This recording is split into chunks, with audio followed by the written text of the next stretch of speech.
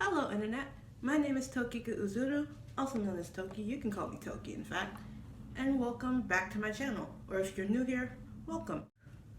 I hope you stay for a while longer, because there's a lot that I'm going to be doing on this channel.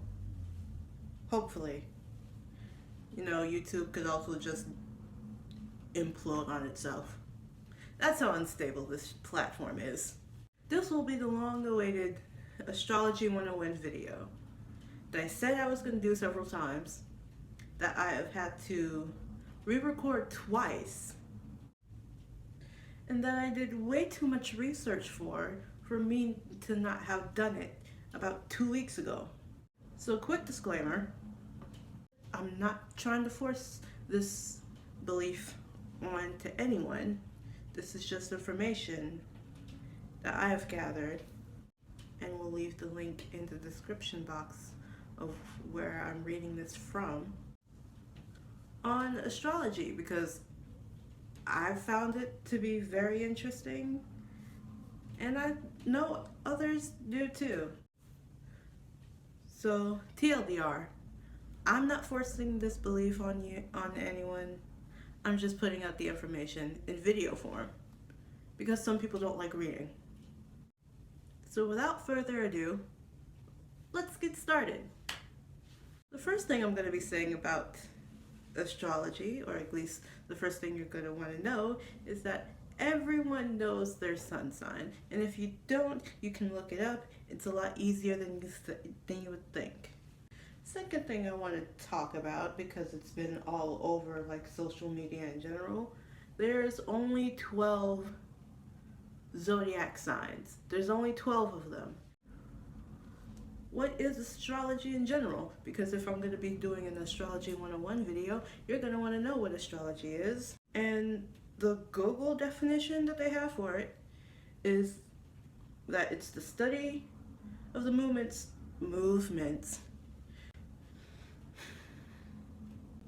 It's the study of the movements and relative positions of celestial bodies, interpreted as having an influence on human affairs and the natural world. Basically, celestial bodies like the planets, the sun, the moon, the constellations that have their corresponding zodiac signs, all that has some sort of effect on humans and the world.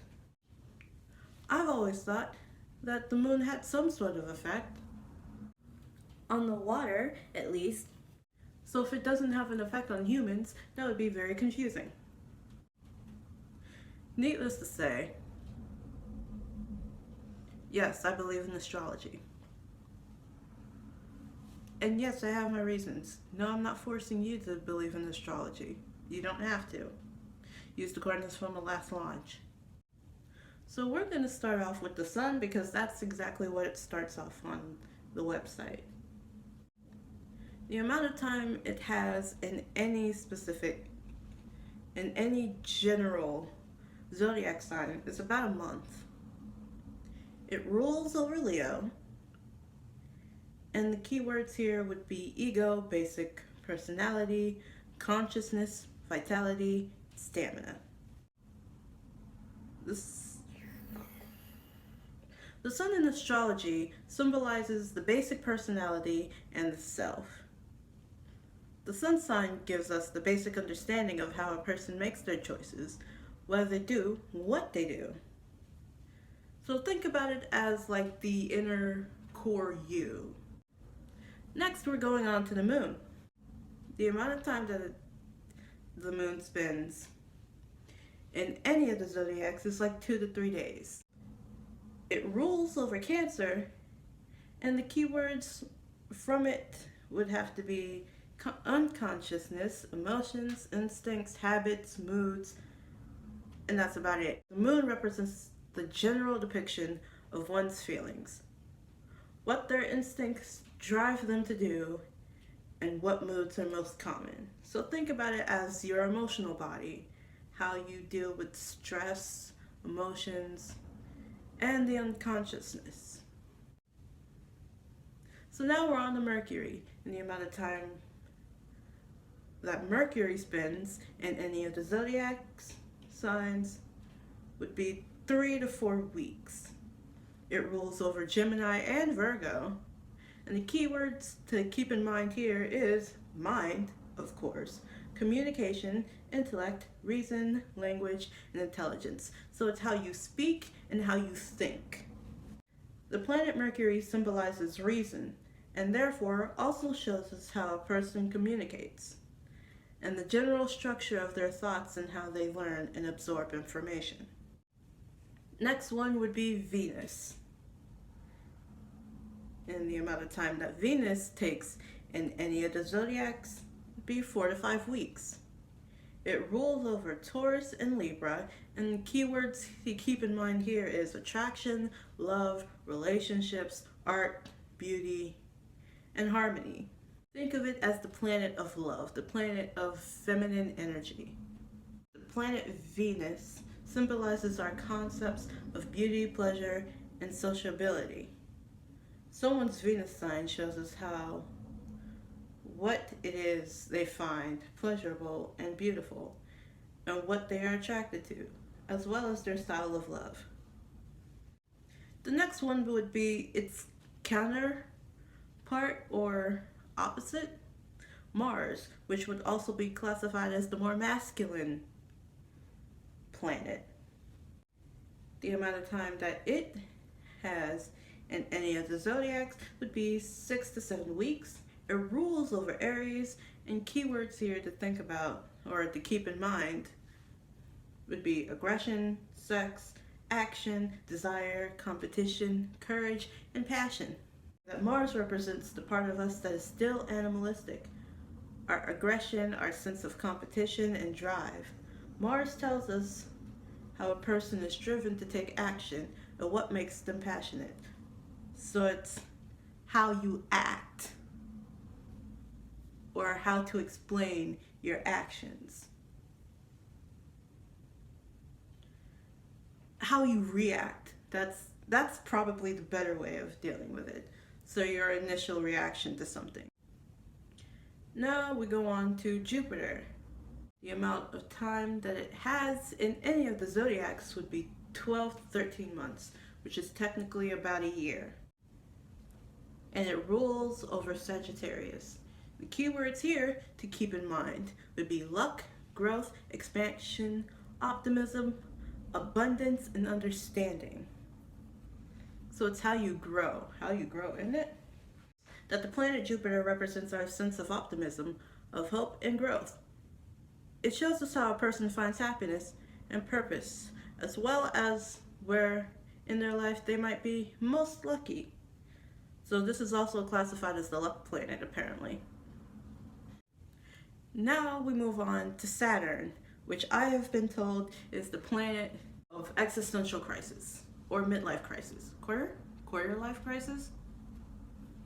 The amount of time it takes to transition between signs, or the amount of time it has in any of the zodiac signs, is 2 to 3 years. But also multiply that by 12 because there's 12 zodiacs. So 24 to 36 years until it gets back to where it was when you were born. That's funny. It rules over Capricorn, and the keywords to keep in mind here would be structure, law, restriction, discipline, responsibility, obligation, and ambition. Once again, Saturn controls how you react to authority, I think, or how you deal with the limitations or the discipline. How well are you disciplined? Saturn is the planet of restriction, of reality, where we begin to see our limitations. This planet tells us about a person's obstacles, but also where and how they can be disciplined and where their greater responsibilities lie. So depending on where Saturn was when you were born, you might feel like you have no specific purpose, or you might feel lost. So all you gotta do is just check up on your birth chart or natal chart, depending on what you read. By the way, I'll put links in the description on 2 to 3 different websites you can go on to get a free natal chart reading, where it will tell you based on your birthday, where you were born, and if you know specifically what time you were born, and it will give you the entire blueprint or the entire natal chart and maybe an explanation on how everything gets put together. So you can see your Saturn sign and understand where you're supposed to go from there, which I will probably be looking at. By the way, here's a picture of my natal chart. I've already done all of the reading and research to know. In fact, I'm looking at it deeper myself probably after this video, because now I want to go ahead and look at my specific Saturn sign and where I'm supposed to be, so I can have a better idea of what I'm supposed to be doing next. On to The next planet is Uranus, and I'm saying it that way so I don't end up laughing. So the amount of time that Uranus takes in any of the zodiac signs would be 7 years. It rules over Aquarius, and the keywords to keep in mind here would be eccentricity. Eccentricity. I need to redo that again. And the keywords to keep in mind would be eccentricity, unpredictable changes, rebellion, and reformation. So this would be the evolving planet. Exactly how are you going to be able to achieve, how are you going to be able to evolve into like a different level of human consciousness? Did we just get too deep? Uranus is the planet of sudden inspiration and change, of eccentricity. There's that word again. I'm literally looking up another word for eccentricity because I can't say that word. Individual, oh my gosh. Uranus is the planet of sudden inspiration and change, of individuality and openness. In one's natal chart or birth chart, I've said this before, Uranus shows us where in life they may experience these kinds of sudden changes. I'm thinking about Tangled when I read this, so I'm gonna just go ahead and put it in that way. It gives us that Rapunzel feeling, that where or when will my life begin? And depending on where Uranus is in your natal chart or birth chart, it will tell you exactly where you would be able to find it and when it would probably begin. On to Neptune. The amount of time that Neptune takes in any of the zodiac signs would be 10 to 12 years. It rules over Pisces, and keywords to think about or to keep in your mind would be dreams, intuition, mysticism, imagination, delusions. I was able to say mysticism, but I'm not able to say eccentricity. The planet Neptune represents the more mystical side of our nature, our dreams, our intuition, and imagination. This planet will show us a person's dreams as well as their delusions and where they are most creative. And I think my Neptune would end up being in Aquarius. I think it is. Here's the answer on whether it is or not. And last but not least, because they also acknowledge it as a planet, Pluto, which has been said to be the generational planet. And here's something else that I would like to go ahead and point out, because it has been pointed out to me while I was doing research. There's like little to no chance of there being someone alive that's born with Aries as their Pluto or with Pluto being in Aries. It probably won't be another person alive with Pluto being in Aries until 2068. Was I right? The amount of time that Pluto takes in any of the zodiac signs would be 12 to 15 years. It rules over Scorpio, and the keywords to keep in mind would be transformation, power, death, rebirth, and evolution. It's your soul's desire. And again, I was born with Pluto being in Aquarius. So I just want to be different. Whoa.